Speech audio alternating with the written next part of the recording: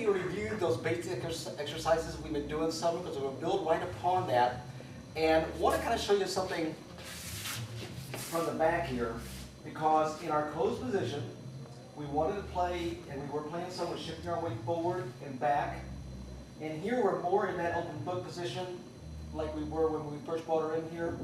And I can still shift my weight and she's with me. What we want to do, leads, is that as we're shifting our weight to this back foot, all right, I'm going to just sort of show you once. As I shift my weight to that back foot, I'm going to open my frame. And that means on my left side, my lock step, and on the right side, my arm here, my body is going to remain oriented in the direction it is, out here. I'm not going to be twisting around any, but I'm going to open up my frame around it. Jen is sitting into this arm so well that I can, and by the way, an exercise that y'all might have already been doing by now, we were just sort of moving around in this fashion, feeling what it's like to really sit in there and feel that connection, okay? She's sitting there so well that I can move around so well with her that when I open up my frame, she's just remaining there, okay? So I open, rock, and right back forward again. I don't want to linger back here. It's much harder. I want to use that rock step to help bring us back forward. You'll notice, and I want to show you for a moment without Jen so you see what my arm is doing. You'll notice that when I come back forward, my frame closes here right away and brings her forward with me. Okay? So I've got bum, bum, bum, bum, dum, bum, bum, bum. All right?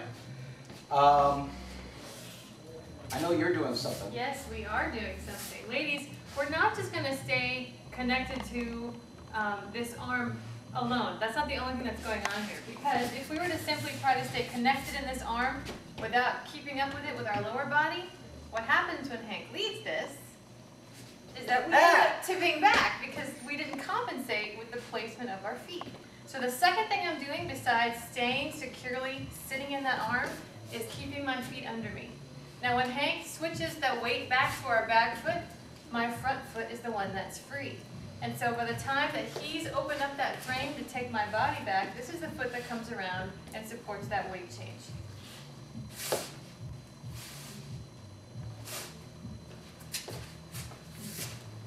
And it works wonderfully. It sounds so obvious. Keep your feet underneath you. But we were actually working with that some with our foot exercises, you recall, when we're just moving around to the music, trying to let our torso move and our feet stay underneath you. And this is very much the same thing. And I've had occasionally some beginning followers do just what Jen demonstrated, and then they get the feel of letting their body move and their feet stay free to move underneath them. Makes all the difference. Very nice. Now you realize that what we've just done here, what I have led and Jen managed to follow, is our rock step. Part of our basic little foot pattern, we had a rock step, triple, triple. Where we have been shifting our weights, merely become triple steps where that weight was. So as I begin, I might be just kind of beginning a song, sort of doing what we call jockeying, kind of moving around together, kind of feeling that we have a connection. Okay, all right, I got a nice connection here. I can probably lead something with this one. This is nice. When I'm ready, I go rock, step, triple, triple. In this closed position, our triple steps tend to take on the form of being a little forward, a little back. Now this is just inherent in the nature of this kind of little shuffle triple step, not because I'm trying to get anywhere. There was a good 3D effect there. Not because I'm trying to get anywhere with my triple, but it's just inherent in the foot pattern. But all of our steps, as I hopefully we mentioned before, are small. Our rock steps need to be small, our triple steps are small. We may make them larger just because the music moves us to do so on some occasion, but we want to be very comfortable making them small because on other occasions, the music will be really entirely too fast to be doing these things in large steps. All right, so as of this point, you are now doing a closed basic with the full foot pattern that we were practicing at the beginning of class. We have rock, step, triple, triple. Rock, step, triple, triple. Leads, you can move this around. Most often, on a triple step, you just rotate it a little bit. You've got a nice connection with your partner, so she'll be right with you. And that can be very helpful because if I can remain oriented one way, I may have another couple here that is going to be in my way. So I like to change my orientation. And then I can send her out into open. You notice how I did that is just using the timing on the rock step of the rock and. Each time we're doing that and, we're tending to go forward anyway. Most of the time I sort of take it down into the triple step.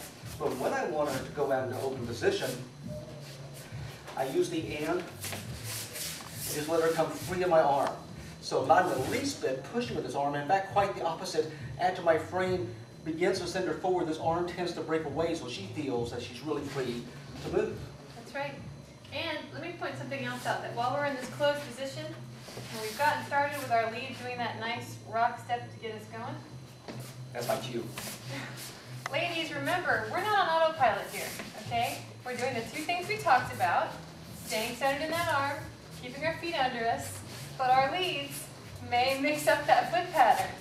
And if we go and we allow our feet to stay under us for that, we can't go wrong. This is automatic following, which is different than autopilot, okay?